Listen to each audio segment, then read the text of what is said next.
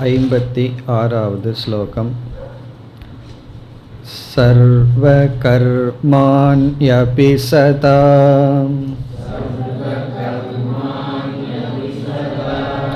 குர்வாணோ மத்வ்யபாஸ்ரயக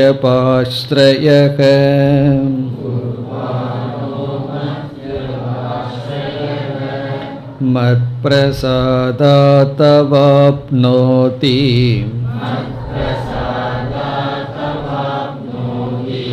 சாஸ்வதம் பதமம் வ்யயம்.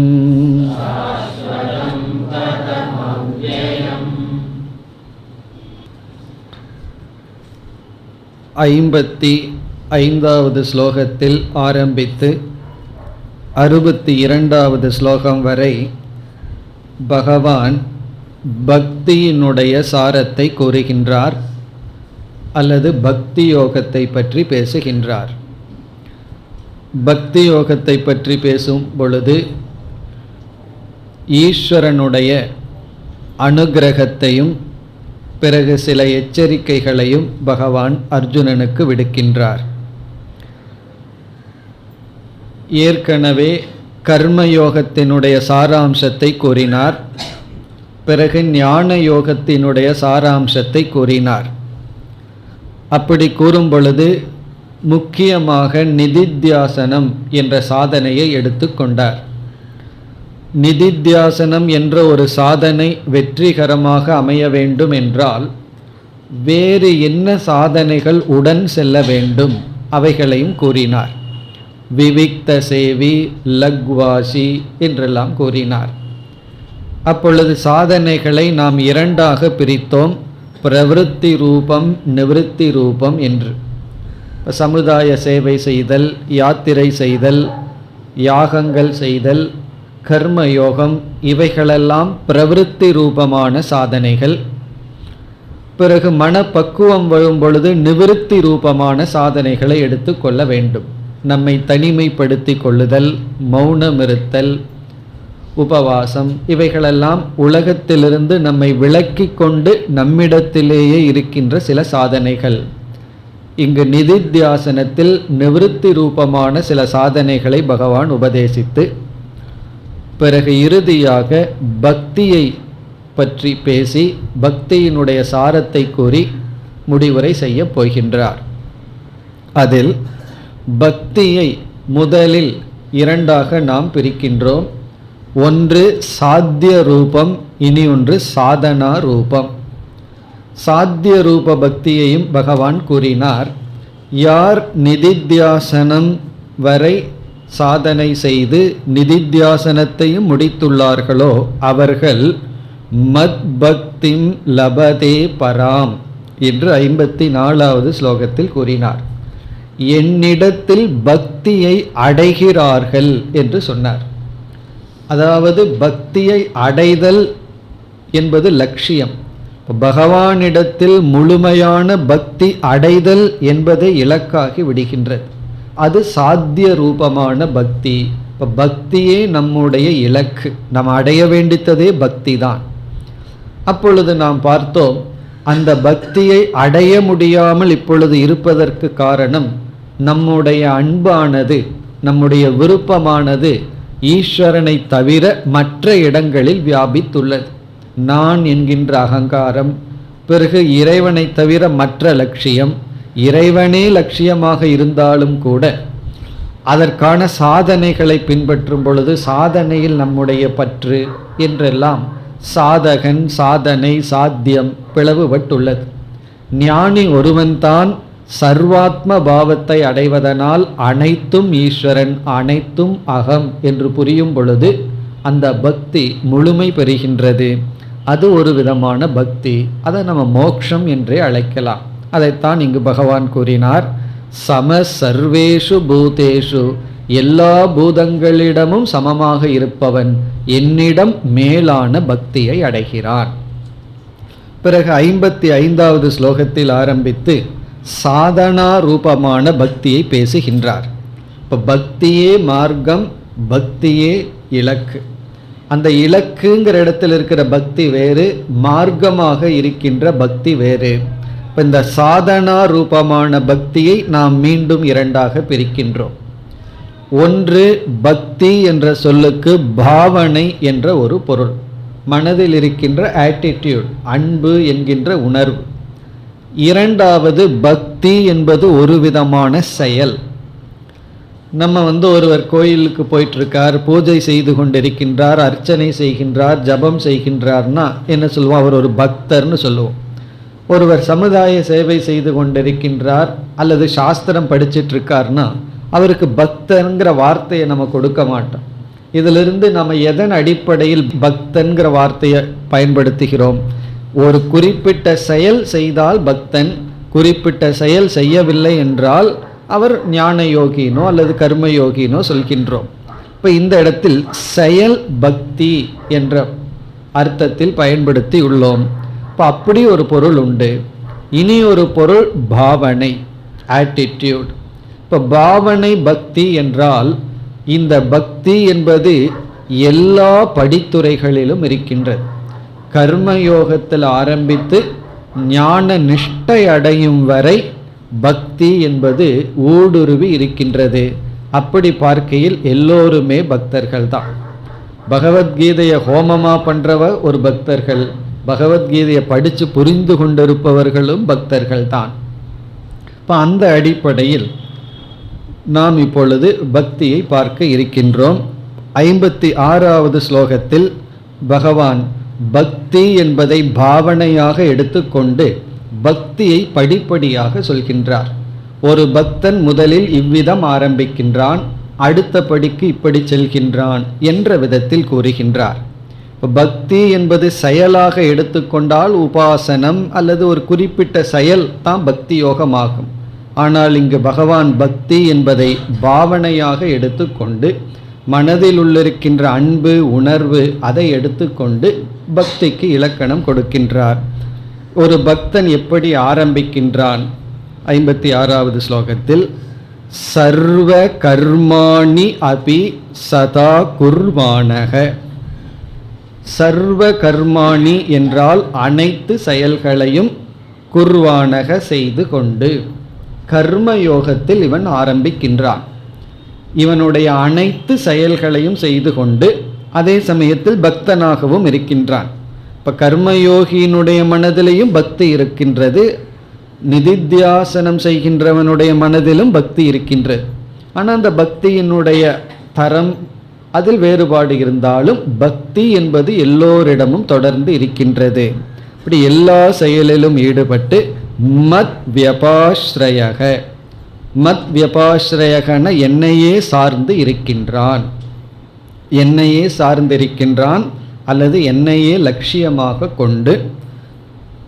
அப்படிப்பட்டவனுக்கு என்ன பலன் இறுதியில் வருகிறதுன்னு 2வது வரியில் கூறுகின்றார்.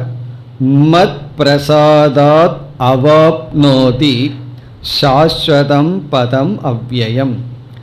அவாப்னோதி அவன் அடைகின்றான். என்ன அடைகின்றான்? பதம். பதம்னா ஒரு லட்சியம். அது எப்படிப்பட்டது? சாஸ்வதம், என்றும் உள்ளது, என்றும் உள்ள, அவ்யயம் மாறாத, என்றும் உள்ள மாறாத அந்த மோக்ஷம் என்கின்ற பலனை அடைகின்றான். இந்த பலனை ஒருவன் அடைவதற்கு என்ன மூல காரணம்? மத் பிரசாதாத். அது ரொம்ப முக்கியமான சொல். மத் பிரசாதாத்னா என்னுடைய அனுகிரகத்தினால், என்னுடைய அனுகிரகத்தினால், என்னுடைய ஆசியினால் ஒரு பக்தன் கர்மயோகத்தில் ஆரம்பித்து இறுதியில் இப்படிப்பட்ட பலனை அடைகின்றான். இப்போ நம்ம அந்த படிகளை பார்த்தால் ஞானம் இல்லாமல் மோட்சம் கிடையாது. ஏன்னா ஞானத்தினால அந்த பரதத்துவத்தை நாம்னு உணர்கின்றோம். இனி விசாரம் இல்லாமல் ஞானம் கிடையாது. ஞானம் திடீரென்று உற்பத்தியாகி விடாது. எந்த ஒரு அறிவும் அறிவை கொடுக்கும் கருவியின் மூலமாகத்தான் வர வேண்டும். இப்போ ஞானம் இல்லாமல் மோட்சம் இல்லை, விசாரம் இல்லாமல் ஞானம் கிடையாது. சரி, விசாரம் இருந்தும் ஞானம் சிலருக்கு கிடைக்கவில்லையேன்னா, ஆகவே மன சுத்தி இல்லாமல் விசாரம் இல்லை. மன தூய்மை இல்லாமல் விசாரம் பண்ண முடியாது. அப்படியே பண்ணினாலும் விசாரத்தினுடைய பலன் வராது. ஆகவே மன தூய்மை இல்லாமல் விசாரம் இல்லை, அல்லது விசாரத்தினுடைய பலன் இல்லை. சரி, மன தூய்மை எப்படி அடைவது? கர்மயோகம் இல்லாமல் மன தூய்மை இல்லை. இப்படி நாம் புரிந்து கொள்ள வேண்டும். இப்போ கீழிருந்து மேலே போனோம்னா, கர்மயோகம் இல்லாமல் மன தூய்மை இல்லை, மன தூய்மை இல்லாமல் விசாரம் இல்லை, விசாரம் நடைபெற்றாலும் விசாரத்தினுடைய பலன் இல்லை. பிறகு விசாரம் இல்லாமல் ஞானம் இல்லை, ஞானம் இல்லாமல் மோட்சம் இல்லை. இவைகள் தான் படி. இப்போ இந்த படியில் ஆரம்பத்தில் இருப்பது கர்மயோகம். அதைத்தான் 56வது ஸ்லோகத்தில் பகவான் கூறியுள்ளார். பிறகு ஆரம்பத்திலிருந்து கடைசி வரை நம்ம பக்தியை விடக்கூடாது, ஈஸ்வரனுடைய அனுகிரகத்தை விடக்கூடாது, அந்த பிரார்த்தனையை விடக்கூடாது.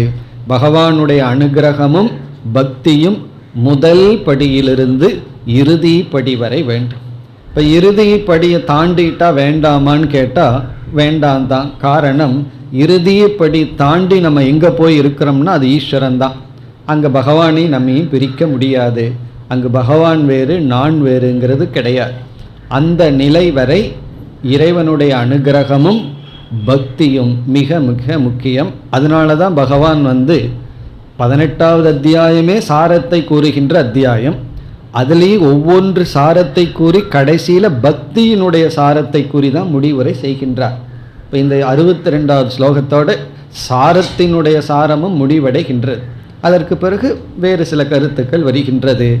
ஆகவே பக்திக்கு பகவான் முக்கியத்துவம் கொடுத்து முடிக்கின்றார். இனி மேலும் சாதனைகளை பகவான் குறிப்பிடுகின்றார். பக்தி என்ற தலைப்பில் 57வது ஸ்லோகம். சேதசா சர்வ கர்மாணி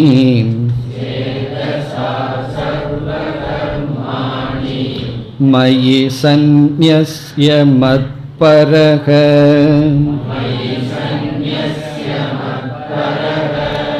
புத்தி யோகமுபாஸ்ருத்ய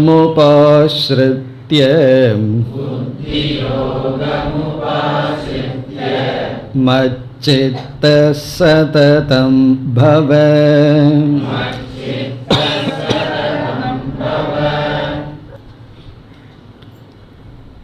இந்த ஸ்லோகத்தில் பகவான் படிப்படியாக சில சாதனைகளை குறிப்பிடுகின்றார். ஒரு பக்தன் எப்படி படிப்படியாக உயர வேண்டும், சாதனைகளை எடுத்துக்கொள்ள வேண்டும் என்று குறிப்பிடுகின்றார். முதல் படி சேதசா சர்வ கர்மாணி மயி சந்நியஸ்ய. அதாவது நாம் அதிகமாக கூறி வருவது வழக்கம், இறைவனுக்கு அர்ப்பணம் பண்ணு, இது பகவானுக்காக செய்கின்றேன், இறைவனுக்கு அர்ப்பணம் பண்ணி செய்ய வேண்டும் என்றெல்லாம் நம்ம சொல்லுவோம். இது கடவுளுக்காக செய்கின்ற செயல் அப்படின்னெல்லாம் சொல்லுவோம். அந்த தத்துவத்தை இங்கு பகவான் விளக்குகின்றார். அர்ப்பணம் என்றால் என்ன என்ற கேள்விக்கு பதில் இங்கு வருகின்றது. அர்ப்பணம்ங்கிறது என்ன? சேதசா. சேதசா என்றால் மனதினால். மனதினால் அப்படின்னு சொன்னால் விவேக புத்தியா, அறிவினால், ப்ளஸ் பாவனையா, ஆட்டிடியூட், அறிவினாலும் உணர்வினாலும். ரொம்ப முக்கியமான கருத்து இங்கே பகவான் சொல்கிறார். சும்மா பகவானுக்கு அர்ப்பணம் பண்ணுறேன்னு சொல்லிட்டு இருக்கிறோமே, அர்ப்பணம்னா எதை நம்ம அர்ப்பணம் பண்ணுறோம் என்றால் எது அர்ப்பணம், அதை இங்கு விளக்குகின்றார். நம்முடைய அறிவினாலும் பாவனையினாலும் சர்வ கர்மாணி, அனைத்து செயல்களையும், நம் உடல் வாக் மனம் இவைகளிலிருந்து தோன்றுகின்ற அனைத்து செயல்களையும், நம்முடைய அனைத்து செயல்களையும் விவேக புத்தியினாலும் உணர்வினாலும் மயி சந்நியஸ்ய, மயின ஈஸ்வரனாகிய என்னிடத்தில், சந்நியஸ்ய அர்ப்பணம் செய்து. இங்கே சந்நியாசம் அப்படின்னா அர்ப்பணம் செய்தல். இங்கே அர்ப்பணம் அப்படின்னா சேதசாங்கிறத முக்கியம். இந்த அர்ப்பணம்ங்கிறது மனதில் தான் நடைபெறுகின்றது. உடலில் அதுக்கு ஃபார்மை ஏதாவது பண்ணுவோம், கொடுக்குற மாதிரி கையெடுத்து வைப்போம், இதெல்லாம் பாவனை உடலில் செய்கிறது. ஆனால் மனது தான் ரொம்ப முக்கியம். இப்போ நம்ம ஒரு உணவை படைத்து பகவானுக்கு அர்ப்பணம் பண்ணிட்டு சாப்பிட்றோம் அப்படின்னு சொன்னால் என்ன பண்ணுவோம்? இறைவனுக்கு படைத்தல்னு சொல்லி படைத்துட்டு பகவானுடைய ஃபோட்டோ முன்னாடி வச்சுட்டு எடுத்துக்குவோம். அதுக்கு சிம்பாலிக்காக கையில் ஏதோ சாப்பிட்ற மாதிரியெல்லாம் காட்டுவோம், ஏதோ பண்ணுவோம், பிராணாய ஸ்வாகா இப்படியெல்லாம் ஏதாவது பண்ணுவோம். இதெல்லாம் வெளி தோற்றத்தில் இருக்கின்ற ஃபார்ம்ஸ், அதாவது பூஜைகள், நம்முடைய மனதில் இருக்கின்ற உணர்வை வெளிப்படுத்தும் சில செய்கைகள். ஆனால் அந்த இடத்துல பகவான் சாப்பிடுகின்றாரா அப்படிங்கிறதெல்லாம் நமக்கு தெரியும், சாப்பிட்றது கிடையாது, அது அப்படியே தான் இருக்க போகுதுன்னெல்லாம் தெரியும். ஆனால் உண்மையான அர்ப்பணம் என்பது என்ன என்றால், இது பகவானுடைய பிரசாதம், இது பகவானுக்கு சொந்தமானது, அவர் எனக்கு கொடுக்கின்றார், அதான் சேதசா. நம்ம ஒவ்வொரு செயலும் பகவானுக்கு கொடுக்கின்றேன்னு சொன்னால் இது பகவானுக்கு கொடுக்கப்பட்டது என்பதனுடைய பொருள், அதனுடைய விளைவு பகவானுடைய பிரசாதம் என்ற ஒரு பாவனை, ஒரு ஆட்டிடியூட். அதனால் நம்ம கையிலேயோ அல்லது வாயிலேயோ சொல்கிறது அர்ப்பணம் அல்ல, அறிவினால் அர்ப்பணம் செய்தல்.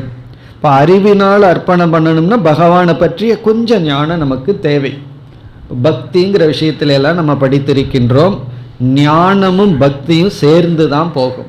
ஒருவரை பற்றிய அறிவு வர வரத்தான் அவர் மீது அன்புங்கிற உணர்வு வரும். அவர் மீது கொஞ்சம் அன்புங்கிற உணர்வு இருந்தால் தான் அவரை பற்றி தெரிஞ்சுக்க முயற்சி பண்ணுவோம். ஒருத்தரை பார்த்தாவே நமக்கு பிடிக்கலின்னு வச்சுக்கோமே, யாரோ என்னமோன்னு விட்டுட்டு போயிடுவோம்.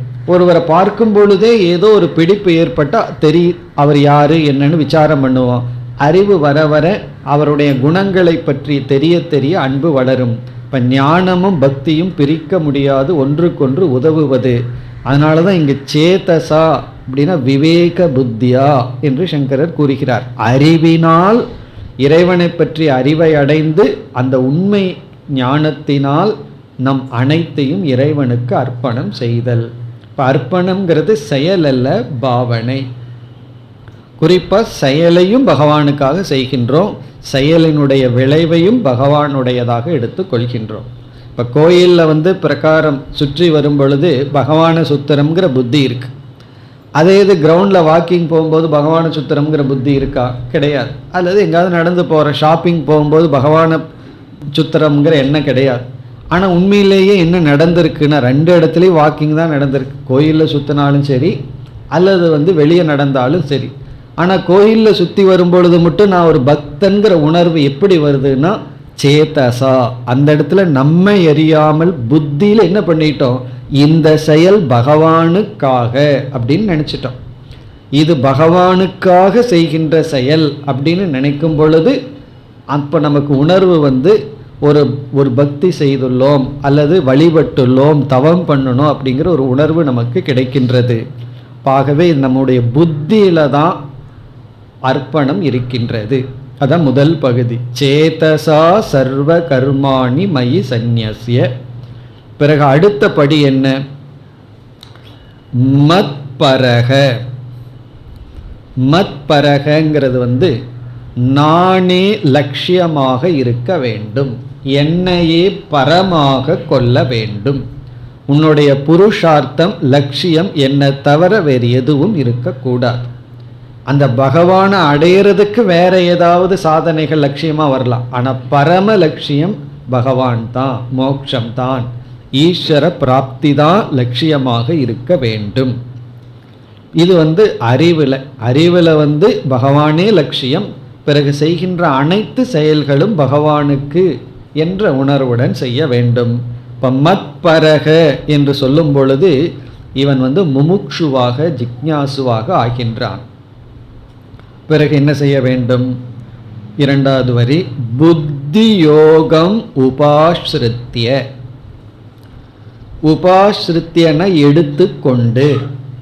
இவன் எதை எடுத்துக்கொள்ள வேண்டும், புத்தி யோகம். இங்க பகவான் கர்ம யோகத்திற்கு கொடுக்கின்ற புதிய பெயர் புத்தி யோகம். இங்க புத்தி யோகம் இஸ் ஈக்குவல் டு கர்ம யோகம்.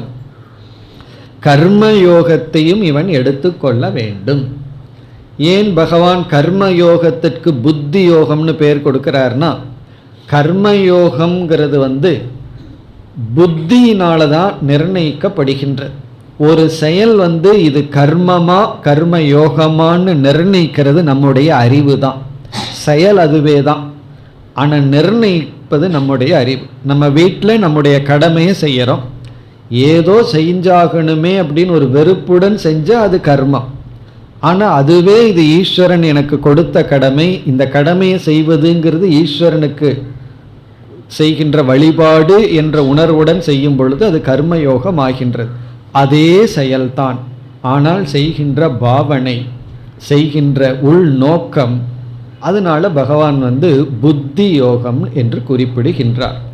கர்மயோகம்னா உடல் செஞ்சால் அது கர்மம், ஆனால் புத்தி தான் அது காமிய கர்மமா நிஷ்காமிய கர்மமானு மாற்றுகின்றது. ஆகவே புத்தி யோகத்தை எடுத்துக்கொண்டு கர்மயோகத்தை எடுத்துக்கொள்ள வேண்டும்.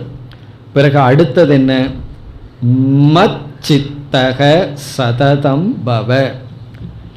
பவன இவ்விதம் நீ இருப்பாயாக, சததம் எப்பொழுதும், மச்சித்தக என்னையே நினைத்து கொண்டு, உன்னுடைய சித்தத்தில் நானே இருப்பேனாக. எப்போ நம்முடைய சித்தத்தில் பகவான் இருப்பார், அல்லது எது நம்முடைய சித்தத்தில் இருக்கும் என்றால், எது நமக்கு லட்சியமோ அதுதான் நம்முடைய சித்தத்தில் இருக்கும். இந்த சித்தத்தில் இருத்தன்னா 24 மணி நேரம் அல்லது விழித்து கொண்டிருக்கின்ற நேரம் அனைத்துலேயும் அதே எண்ணம் இருக்கணுங்கிறது பொருள் அல்ல. அந்த எண்ணம் உள் மனதுக்குள்ளே இருந்து கொண்டே இருக்கும். அந்த உள் மனதுக்குள்ளே எது இருக்கோ அதன் அடிப்படையில் நம்ம எரியாமல் நம்முடைய செயல்கள் எல்லாம் அமைந்து கொண்டு இருக்கும். மச்சித்தகனா என்னை பற்றியே நீ நினைத்து கொண்டு இருக்க வேண்டும். இது ஒரு விதமான உபாசனை, இது பக்தி யோகமாகின்றது. கர்மயோகமும் பக்தி யோகம்தான். இந்த இடத்துல எப்பொழுதுமே என்னை பற்றி நீ நினைத்து கொண்டிரு. அப்படி நினைத்து கொண்டிருக்க வேண்டும் என்றால் முதல் வரியில மத் பரக, நான் லட்சியமாக வேண்டும். அப்ப என்ன படிகள்? செய்கின்ற அனைத்து செயல்களையும் இறைவனுக்காக அர்ப்பணம் செய்து அந்த ஈஸ்வரனையே லட்சியமாக கொண்டு கர்மயோகத்தை எடுத்துக்கொண்டு எப்பொழுதும் பகவானுடைய சிந்தனையிலேயே இருக்க வேண்டும். இப்படிப்பட்டவனாக துவம் பவ, நீ இருக்க வேண்டும். இப்போ இந்த இடத்துல ஒரு அட்வைஸும் வருது. அதே சமயத்தில் பகவான் படிகளையும் சொல்கின்றார். குறிப்பாக இந்த இடத்துல பக்தியை மனதில் வைத்து கொண்டு பேசுகின்றார். யார் மீது நமக்கு அன்பு இருக்குமோ அவர்களைத்தான் நம்ம மனசு இயற்கையாக நினச்சிட்டு இருக்கும். இந்த உணர்வுக்கும் அறிவுக்கும் ரொம்ப முக்கியத்துவம் இருக்குது. ஒருவர் மீது ரொம்ப வெறுப்பு வந்தாலும் மனசு அவர்களையே நினச்சிட்டு இருக்கும். ஒருவர் மீது அன்பு வந்தாலும் மனசு அவர்களையே நினச்சிட்டு இருக்கும். அப்போ மனம் எந்த விஷயத்தையே நினைத்து கொண்டிருக்கும்னா, எந்த உணர்வு உள்ள ஆழ்ந்திருக்கோ அந்த உணர்வினால் தூண்டப்பட்டு நினைச்சிட்டு இருக்கும். இப்போ இங்கே பக்தி அன்புங்கிற உணர்வை பகவான் மீது நம்ம வச்சு பழகிவிட்டால் பகவானை நினைக்கிறது கஷ்டமல்ல, அது இயற்கையாக நடந்து கொண்டே இருக்கும். பகவானை மறக்கிறது தான் கஷ்டமாக இருக்கும். எப்பொழுதுனா அந்த பக்திங்கிறது நமக்குள் இருந்தால். சில பேர் கொஞ்சம் வேதாந்தம் படிச்சுட்டு நான் தான் ஞானியாச்சே, நான் தான் ஞான யோகத்தில் இருக்கிறேனே, பக்தியெல்லாம் எதற்கு என்று விட்டு விடுவார்கள். இங்கே பக்தினா வெளி தோற்றத்தில் கோயிலுக்கு போகிறதோ அல்லது சில விதமான வெளிப்பாடோ அல்லது வேஷங்களோ நாம் கூறவில்லை. இங்கே பக்திங்கிறது பாவனை, ஆட்டிடியூட், அன்பு, அதுதான் ரொம்ப முக்கியம். இனி மேலும் பகவான் பேசுகின்றார். 58வது ஸ்லோகம். மச்சித்த சர்வதுர்காணி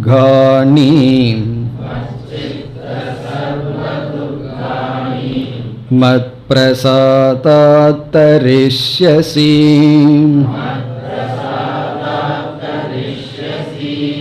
அத சேத்வமஹங்காராத்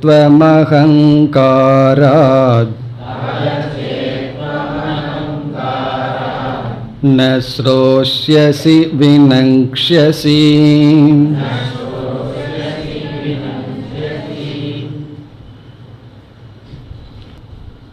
முதல் வரியில் பக்தியினுடைய பலனை கூறுகின்றார், ஈஸ்வரனுடைய அனுகிரகத்தை கூறுகின்றார். மச்சித்த சததம் பவன்னு சொன்னார். எப்பொழுதுமே நீ என்னையே நினைத்து கொண்டிரு, உன்னுடைய மனசில் நான் மட்டும் இருக்க வேண்டும்னு பகவான் சொல்கிறார். என்னையே மனதில் நினைத்து கொண்டிருன்னு சொன்னார்.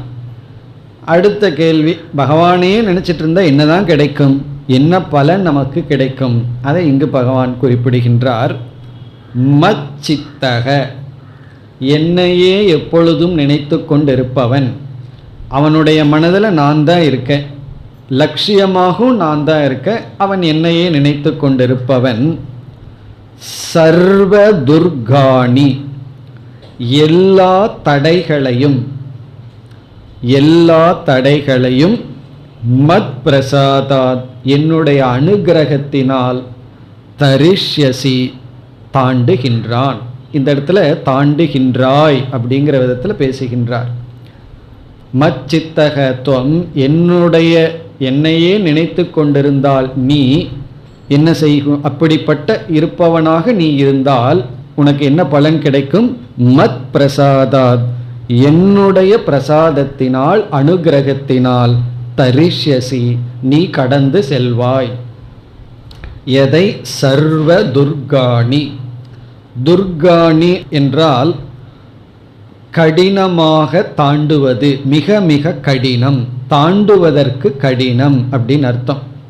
துக்கேன அபி அதிகந்தும் அசக்கியானி, அதாவது கடினப்பட்டாலும் தாண்டுவதற்கு முடியாதது, மிக மிக கடினமானது. தடைகள், நமக்கு முன்னாடி எத்தனையோ தடைகள் இருக்கு, அதை தாண்டுவதற்கு ரொம்ப கடினம்.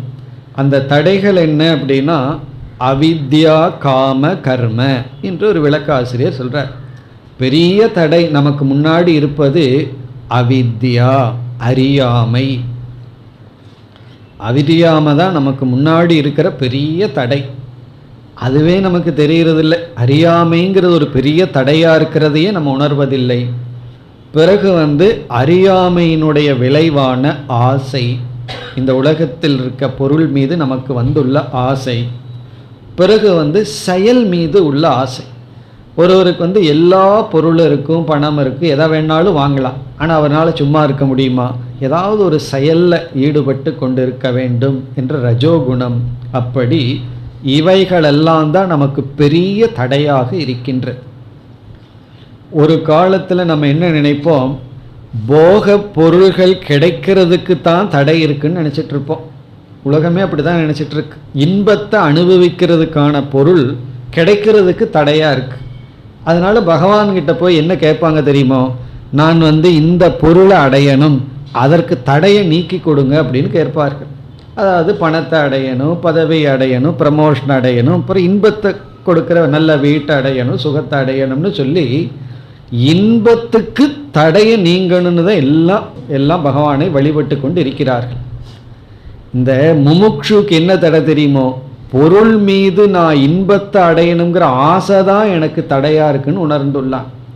அவன் இடத்துல கொண்டு போய் பொருளை கொடுத்தா பகவான் கொடுக்குறாருன்னு வச்சுக்கோமே, அது அவனுக்கு பகவான் கொடுத்த அனுகிரகம் அல்ல.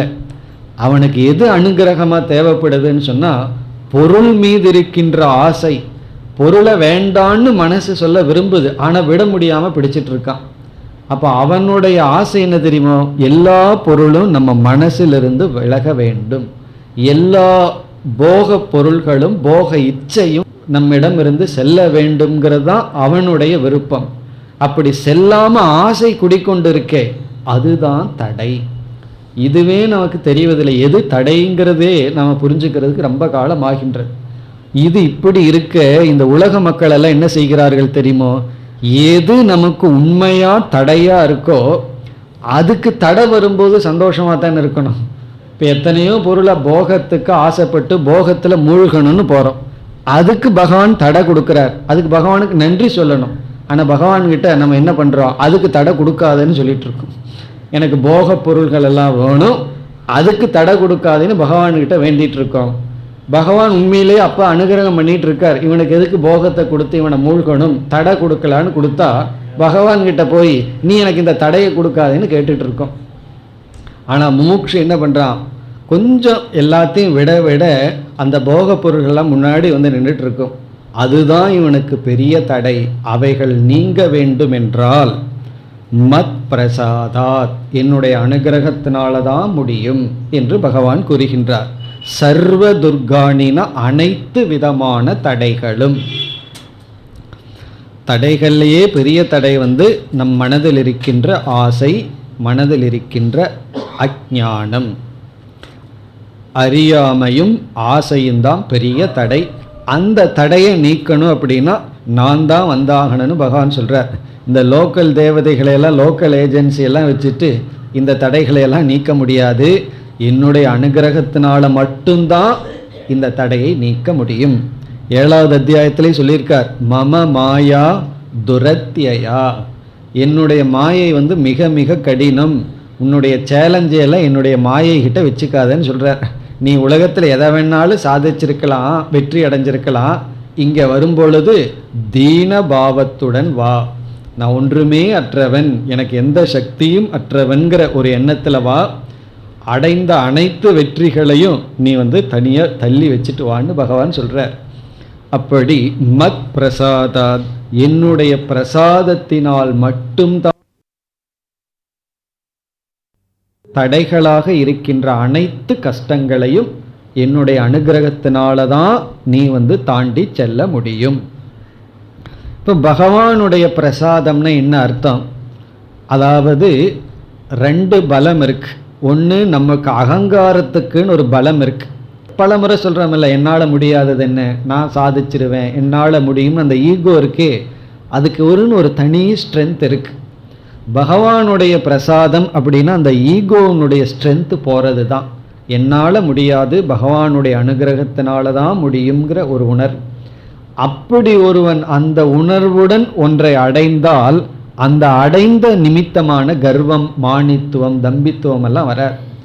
அகங்காரத்தினுடைய சக்தியில் எதை அடையிறமோ அதனோட சைடு எஃபெக்டாக கர்வம் எல்லாம் வந்துடும். ஆனால் பகவானுடைய அனுகிரகத்தினால் அடையப்பட்டதுன்னு உணரும் பொழுது அந்த லட்சியம்தான் உண்மையான லட்சியம். ஆகவே இங்கே பகவான் எப்பொழுதுமே நம்ம பகவானை நினைச்சிட்டு இருக்கணுங்கிற கருத்தையும், அப்படி நினைத்து கொண்டு பக்தியுடன் இருப்பவர்கள் கண்டிப்பாக தடையை தாண்டி செல்கிறார்கள். மற்றவர்கள் என்ன செய்கிறார்கள்? பகவான் நல்லதை கொடுத்தாலும் வேண்டாம், எனக்கு தடையை கொடுன்னு கேட்டுக்கொண்டு இருப்பார். ஆனால் இவர்கள் தடையை தாண்டி செல்கிறார்கள். இது முதல் வரியில். இனி 2வது வரியில் பகவான் ஒரு எச்சரிக்கை போடுறார். இந்த ஸ்லோகத்திலும் இனிமேல் வருகின்ற ஒரு சில ஸ்லோகங்களிலும் கொஞ்சம் அப்படியே மிரட்டி பார்க்குறார். அர்ஜுனனுக்கு ஒரு எச்சரிக்கை விடுகின்றார். என்ன எச்சரிக்கை?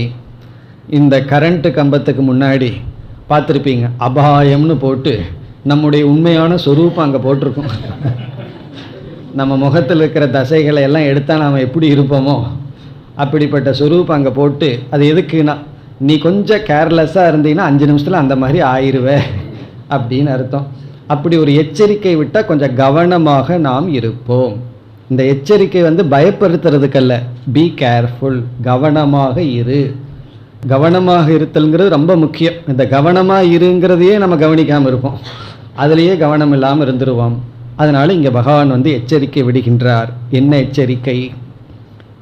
அதச்சேத், ஒரு கால், அதச்சேத், நான் சொல்கிறதையெல்லாம் ஒழுங்காக கேட்காம, என்னுடைய பிரசாதத்தை நீ உணராமல், என்னுடைய பிரசாதத்தை நீ உணரலினா பிறகு உனக்குள்ள என்ன இருக்கும்னா அகங்காராத், உன்னுடைய அகங்காரத்தினால், அதச்சேத் ஒரு கால் உன்னுடைய அகங்காரத்தினால், ந ஸ்ரோஷ்யசி, நான் சொல்வதை நீ கேட்கவில்லை என்றால், நான் சொல்ற உபதேசத்தை நீ ஏற்றுக்கொள்ளவில்லை என்றால், உனக்கு புரியவில்லை என்றால், அதச்சேத், நான் சொன்ன இதுவரைக்கும் சொன்னது, இதுவரைக்கும் கீதா சாஸ்திரத்தில் பகவான் சொன்ன கருத்தையெல்லாம் ந ஸ்ரோஷ்யசி, நீ கேட்கவில்லை என்றால் உனக்கு என்ன நிலை ஏற்படும்?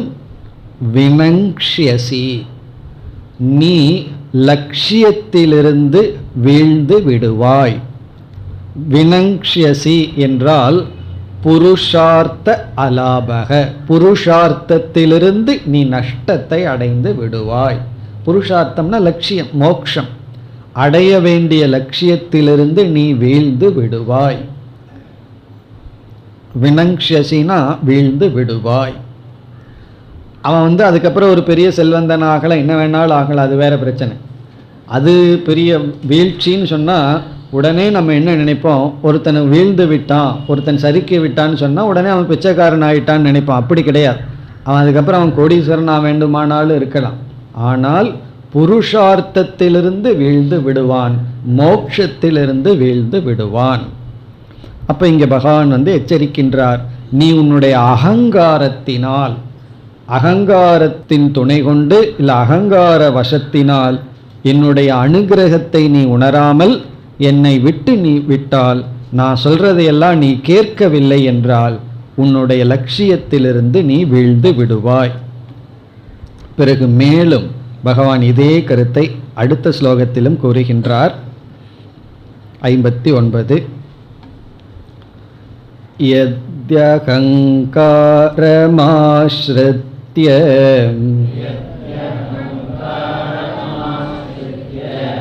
ந யோத்ஸ்ய இதி மன்யசே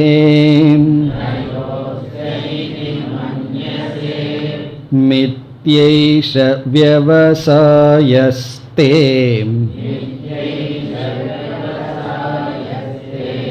பிரக்ருதிஸ்த்வாம் நியோக்ஷ்யதி.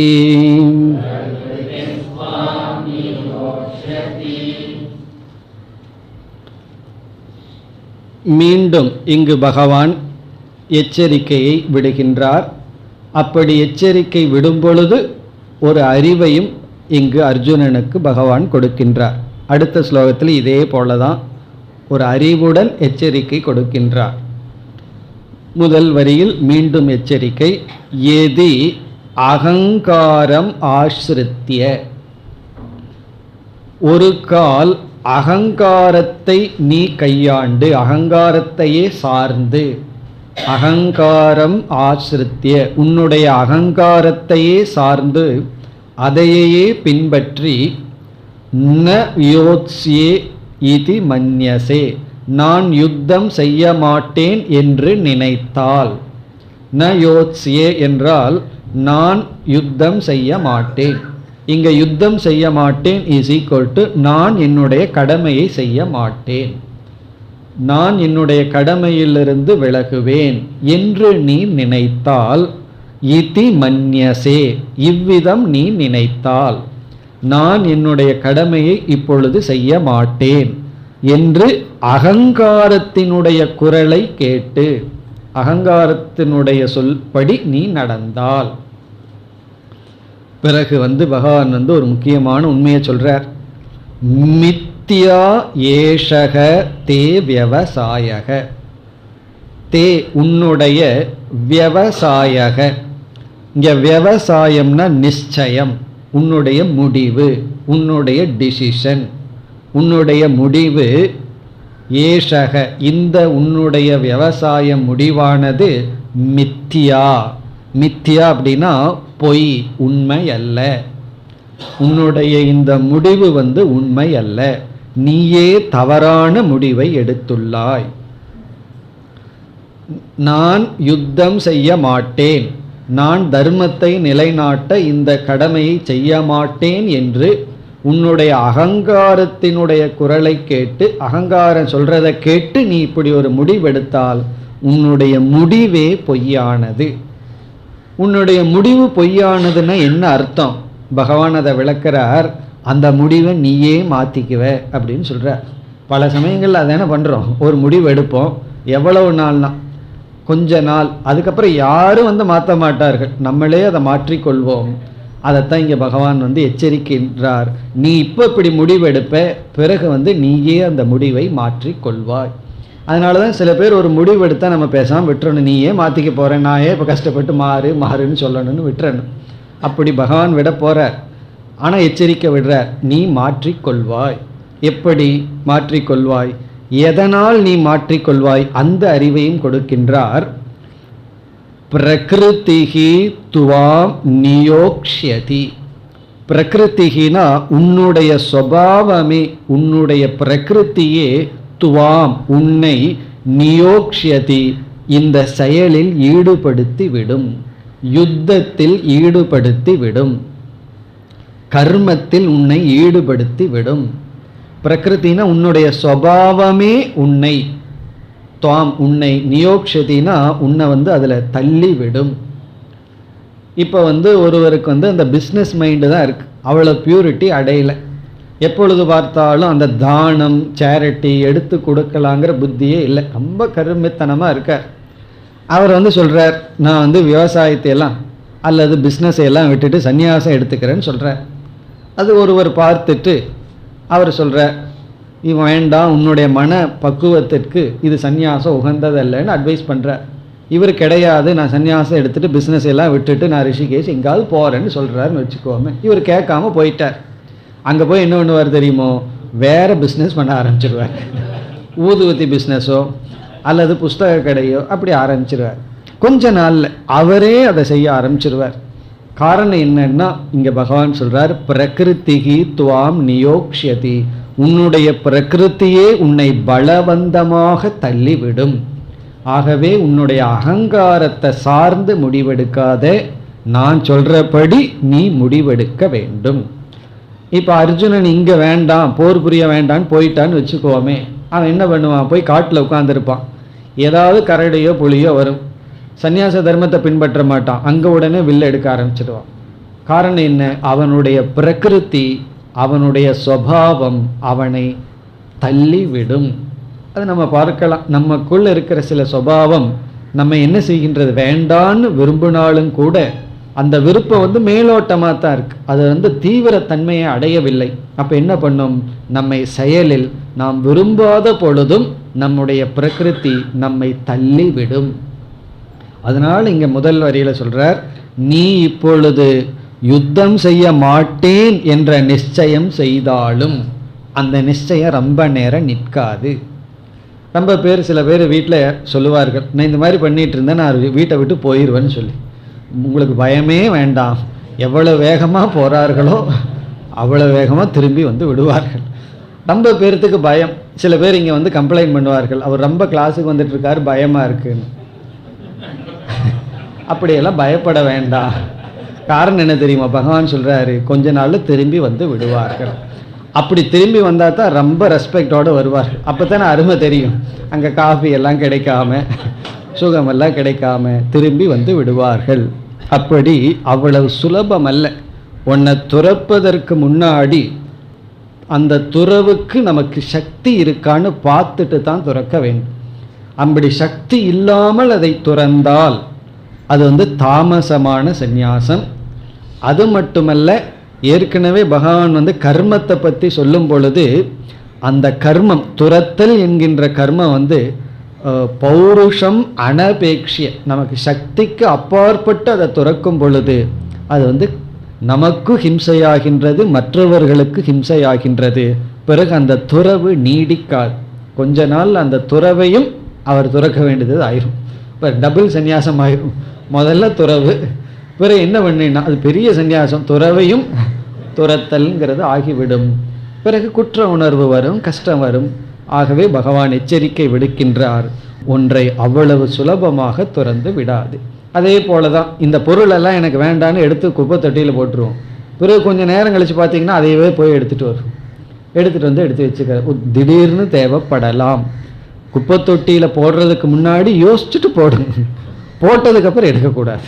அதுதான் ரொம்ப முக்கியம். சில பேர் அவசரப்பட்டு வேண்டான்னு விட்டு விடுவது, அதைத்தான் இங்கே எச்சரிக்கின்றார். அகங்காரம் ஆசிரித்திய, உன்னுடைய அகங்காரத்தை பலமாக கொண்டு நான் யுத்தம் செய்ய மாட்டேன் என்று நீ நிச்சயம் செய்தால் உன்னுடைய நிச்சயமே பொய் அப்படின்னு பகவான் சொல்றார். கொஞ்சம் யோசிச்சு பார்த்தோம்னா நமக்கு இதில் இருக்கிற ஒரு நுண்ணியமான கருத்து விளங்கும். எவ்வளவு முறை நாம் ஒரு நிச்சயத்தை எடுத்திருப்போம், எவ்வளவு முறை அந்த நிச்சயத்தை நம்மளே விட்டுருப்போம், அதெல்லாம் ஒரு ஸ்டாக் எடுத்து பார்க்கணும்.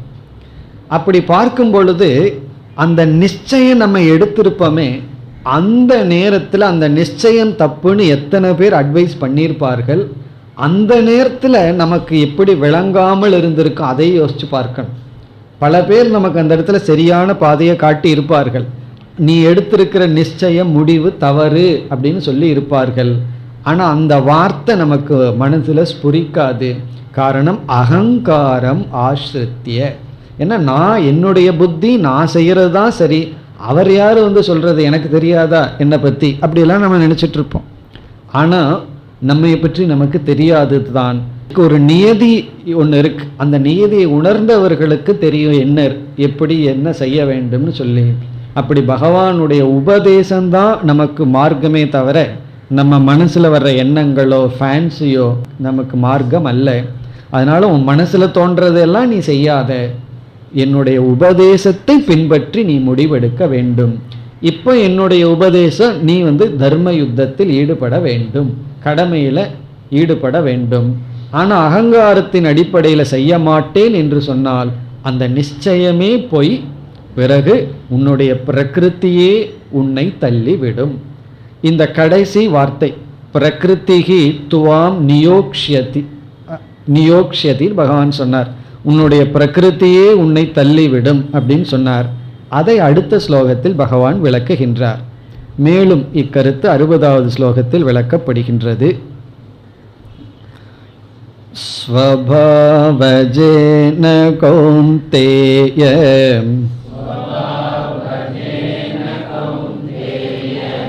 நிபத்தஸ்வேன கர்மணாம் கர்த்தும் நேச்சசி யன்மோகாத் கரிஷ்யஸ்ய வசோபி தத்.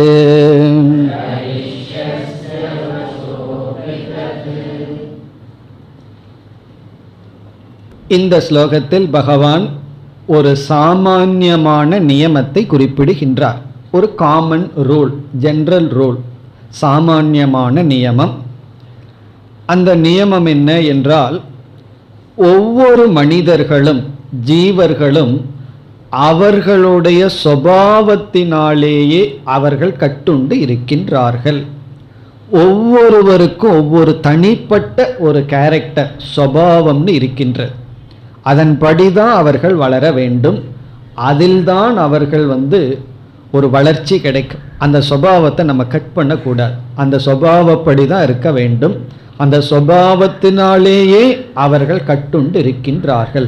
சுபாவத்தை விட்டு விலகி போக முடியாது. அதாவது என்ன சொல்றார் பகவான், ஒவ்வொரு மனிதனுக்கு இண்டிவிஜுவாலிட்டின்னு ஒன்று இருக்கு, தனித்தன்மைன்னு ஒன்று இருக்கு. நம்ம விருப்பப்படி இனி ஒருத்தனை செயல்படணும்னு இருக்கக்கூடாது. அவர்களுடைய விருப்பப்படி சுபாவப்படி தான் நடக்க வேண்டும். இப்போ இந்த இடத்துல என்ன கருத்துன்னு சொன்னால், ஒருவனுடைய சுபாவம் தர்மத்திற்கு உட்பட்டிருந்தா கண்டிப்பாக அந்த சுபாவத்தை பின்பற்றித்தான் ஆக வேண்டும். அந்த சுபாவம் அதர்மமான சுபாவமாக இருந்தால் அதை கண்டிப்பாக மாற்ற முயற்சி செய்ய வேண்டும்.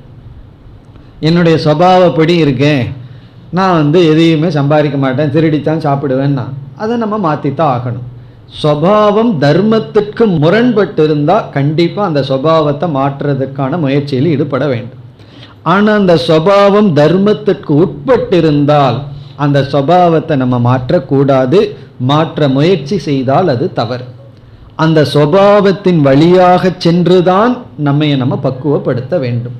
ஒவ்வொருவருக்கும் ஒவ்வொரு குணங்கள் இருக்கின்றது. ஒருவருக்கு செயல்படலாங்கிற குணம் இருக்குது, ஒருத்தருக்கு எப்பொழுதும் படிக்கலாங்கிற குணம் இருக்கும்.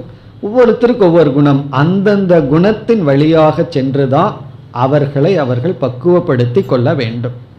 இப்போ என்ன தவறு நடக்கலாம் என்றால், ஒருவர் இனி ஒருவரை பார்த்து அவருடைய சுபாவப்படி தான் நானும் இருக்கணும் அப்படிங்கிற ஒரு எண்ணம் வரலாம். இனி ஒருவருடைய நல்ல குணத்தை பார்த்து அந்த நல்ல குணம் எனக்கு வரணும்னா அது சரிதான். ஆனால் தர்மத்துக்கு உட்பட்ட சுபாவத்தை இனி ஒருத்தரை பார்த்து அதுபடி தான் நானும் இருக்கணும்னு நினச்சி அப்படியே பின்பற்றும் பொழுது தவறு ஏற்படுகின்றது. அவரவர்களுடைய சுபாவப்படி தான் வளர வேண்டும். அதனால தான் பார்த்தீங்கன்னா ஒரு ஞானி இனி ஒரு ஞானி மாதிரி இருக்கவே மாட்டார்கள். ஒவ்வொரு ஞானியும் ஒவ்வொரு விதத்தில் இருப்பார்கள், ஒவ்வொரு சுபாவத்துடன் இருப்பார்கள். இப்போ ரமண மகரிஷி எப்படி இருந்தார்? அவர் திருவண்ணாமலை விட்டு போகவே கிடையாது. சங்கராச்சாரியார் பல இடங்களுக்கு யாத்திரை செய்தார். இப்போ 2 பேரும் ஞானிகள் தான். ஆனால் ஒரு ஞானி ஒரு சுபாவத்தில் இருந்தார், இனி ஒரு ஞானி அவருடைய சுபாவத்தில் இருந்தார். இதில் வந்து யார் உயர்ந்தவர்கள் யார் தாழ்ந்தவர்கள்ங்கிற பேச்சுக்கு இடம் கிடையாது. அவரவர்கள் அவரவர்கள் சுபாவத்தில் இருக்கிறார்கள். நம்ம என்ன பண்ணணும்னா அவர்களுடைய உபதேசத்தை பெற்றுக்கொண்டு நாம் நம்முடைய சுபாவத்தில் இருக்க வேண்டும். நம்ம வந்து ஒரு மெஷின் கிடையாது, இப்படித்தான் செயல்படணும் அப்படிங்கிற ஒரு மெஷின் கிடையாது. ஒரு சிறிய குழந்தை, ரொம்ப வயசும் கூட ஆகலை, ஒரு 10 வயசு தான் இருக்கும். அந்த குழந்தையினுடைய பெற்றோர் வந்து அந்த குழந்தையிடம் நீ அம்மா சொல்கிறத தான் கேட்கணும்னு சொல்கிறார். பிறகு வந்து அந்த குழந்தைக்கு வந்து நீ அப்பா சொல்கிறத தான் கேட்கணும், இனி ஒருத்தர் அட்வைஸ். பிறகு வந்து தம்பி என்ன சொல்கிறானோ அதை விட்டு கொடுக்கணும், அண்ணன் வந்து என்ன கேட்குறானோ அதை விட்டு கொடுக்கணும். இப்படியெல்லாம் அந்த குழந்தைய ஃபோர்ஸ் பண்ணுறாங்க. அந்த குழந்தை என்னிடத்துல வந்து சொல்லிச்சு, நான் என்ன ரோபோட்டா அப்படின்னு கேட்டுச்சு. அதாவது நான் ஒரு மெஷினா, அவங்கவுங்க சொல்கிறதைத்தான் நான் கேட்கணுமா, எனக்குன்னு ஒன்று கிடையாதா? ஒரு 8-9 வயசு அல்லது 10 வயசு மீறினா அந்த குழந்தைக்கு இருக்கு. இப்போ அந்த குழந்தையினுடைய மனசுலேயே ஒரு கேள்வி வருது, அவங்கவுங்க சொல்கிறத தான் நான் கேட்கணும், எனக்குன்னு ஒரு தனித்தன்மையே கிடையாதா? நான் ஒரு மெஷினா, ஆப்ரேட் பண்ணுற மெஷினான்னு அந்த குழந்தை கேட்குது. அப்படி யாருக்கு அது புரிகிறது கிடையாது. அவங்கவுங்க தான் மனசில் என்ன படுதோ அப்படித்தான் மற்றவர்கள் நடக்க வேண்டும், மற்றவர்கள் இருக்க வேண்டும்னு சொல்லி ஃபோர்ஸ் பண்ணுறோம். அது தவறு. அவரவர்கள் அவரவர்களுடைய சுபாவத்தில் தான் வளர வேண்டும். அதனால தான் மோட்சத்துக்கு எவ்வளவு பாதை அப்படின்னா, ஒரு கோணத்தில் ஒரே பாதை தான், அங்கே டிஃப்ரெண்ட் பாத்து கிடையாது. நம்ம கர்மயோகம் வழியாக பக்குவப்படுத்தி பக்தியின் வழியாக நம்மை மீண்டும் செம்மைப்படுத்தி ஞானத்தடைஞ்சு மோட்சத்தடைய வேண்டியது தான் சிங்கிள் ரூட், கன்ஃபியூஷன் இல்லாத ரூட். இனி ஒரு கோணத்தில் பார்த்தோம்னா எத்தனை ஜீவர்களோ அத்தனை பாதைகள். காரணம் என்ன? அவரவர்கள் அவரவர்களுடைய சுபாவப்படி தன்னை பக்குவப்படுத்த வேண்டும். பக்குவப்படுத்த வேண்டும்ங்கிறது ஒரே ரூட், ஆனால் பக்குவப்படுத்துகின்ற முறை இருக்கே அது வந்து அனந்தம், எண்ணிக்கையே கிடையாது.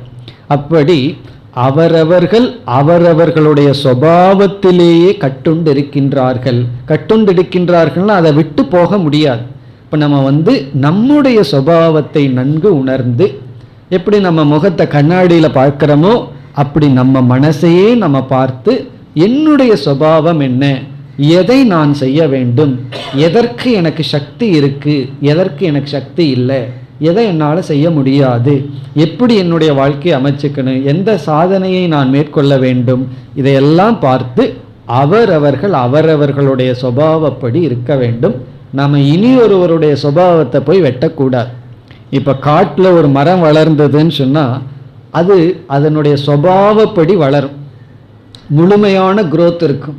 இதே மரத்தை நம்ம வீட்டில் வச்சுருந்தோன்னு வச்சுக்கோமே, அது ஜன்னலுக்கு வரும் வெட்டி விடுவோம், ரோட்டுக்கு போகும் வெட்டி விடுவோம், ஒயருக்கு போகும் வெட்டி விடுவோம். அப்போ எப்படி அது எப்படி வளரும்னா, நம்ம எப்படி விரும்புகிறோமோ அப்படி தான் அது வளரும். அதனுடைய ஃபுல் growth அதுக்கு கிடைக்காது. ஆனால் அதே இது காட்டில் வளர்ந்ததுன்னு வச்சுக்கோமே, அது முழு growthோட வளரும். அந்த மரமும் கூட எங்கே வளர்ந்தாலும் ஆரம்ப காலத்தில் அதுக்கு ஒரு பாதுகாப்பு தேவைப்படுது. அந்த பாதுகாப்புக்கு வந்து காட்டில எல்லாம் சில முட்செடிகளே பாதுகாப்பாக அமைஞ்சிரும். வேறு சில மிருகங்களெல்லாம் வந்து மான் மத்தைகள்லாம் சாப்பிட முடியாமல் அந்த சிறிய செடியை சுற்றி முள் செடிகள் இருந்தால் அதுவே பாதுகாப்பாக இருந்து அதுக்கப்புறம் அது வளர்ந்து போயிடும். நம்ம வந்து இங்கே ஒரு மரத்தை வளர்த்தினோம்னா ஒரு ட்ரம்மை வச்சு ஒரு பாதுகாப்பு கொடுக்குறோம். அதே போல் எந்த ஒரு இன்ஸ்டிடியூஷனுமே நம்ம பாதுகாக்கிறதுக்கு ஆரம்பத்தில் பயன்படுகின்றது. அதற்கு பிறகு அவரவர்கள் அவரவர்களுடைய சுபாவப்படி வளரணும். இல்லை நான் கடைசி வரைக்கும் ஒரு இன்ஸ்டிடியூஷன்லையே சார்ந்திருப்பேன்னு சொன்னால் அந்த இன்ஸ்டிடியூஷனுங்கிறது கத்திரிக்கோள் மாதிரி ஒரு ஸ்டேஜுக்கு மேலே நம்ம வெட்டும். நீ இங்கே போகாதே, இந்த பேச்சுக்கு போகாதே, அங்கே போகாதே, இங்கே போகாதேன்னு நம்மையே வரையறைப்படுத்தும். இப்போ நம்மளுடைய உண்மையான முன்னேற்றம் தேவை அப்படின்னு சொன்னால் ஆரம்ப காலத்தில் சார்ந்திருந்து பிறகு நாம் நம் வழியில் செல்ல வேண்டும். இதை கரெக்டாக பேலன்ஸ் பண்ணணும். இருக்கிறது ஒரு வழின்னு வேற சொல்கிறீங்க, உங்களுக்குன்னு ஒரு வழி வேற சொல்கிறீர்கள்னா அந்த ஒரு வழிங்கிறது ஒரு வழி இருக்குது. அதாவது நம்மை தூய்மைப்படுத்தணும்னு ஒரு வழி, மனதை ஒருமுகப்படுத்தணுங்கிற ஒரு வழி, பிறகு ஞானம் விசாரம்ங்கிறது வழி. ஆனால் எப்படி தூய்மைப்படுத்துவது? ஒருவர் சொல்கிறார் நான் சொல்கிற மாதிரி தான் தூய்மைப்படுத்தணுங்கிறது கிடையாது.